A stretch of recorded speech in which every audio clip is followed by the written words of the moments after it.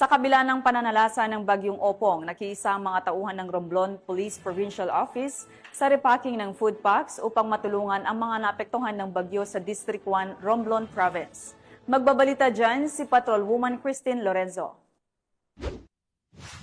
Nagpakita ng malasakit at pagtutulungan ang mga tauhan ng Romblon Police Provincial Office sa pangunguna ni Police Lieutenant Colonel Ladeline Ambonan, Chief ng Police Community Affairs and Development Unit matapos silang makibahagi sa repacking ng mga food packs na nakalaan para sa mga pamilyang naapektuhan ng Bagyong Opong sa District 1 ng Romblon Province. Ang aktibidad ay sinagawa mula 1:00 ng hapon hanggang 2:45 ng hapon sa Provincial Capitol Multipurpose Building ng Barangay Kapaklan, Romblon.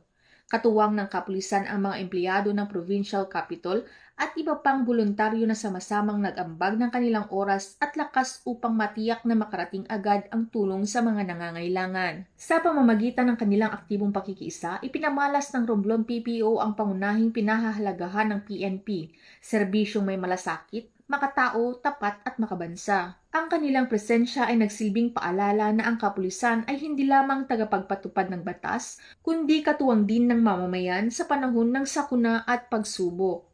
Mula dito sa Home of the Police Eco Warriors, Calapan City, Oriental, Mindoro, ako ang inyong PNN correspondent, Patrol Woman Christine Lorenzo, alagad ng batas, tagataguyod ng Balitang Pulis.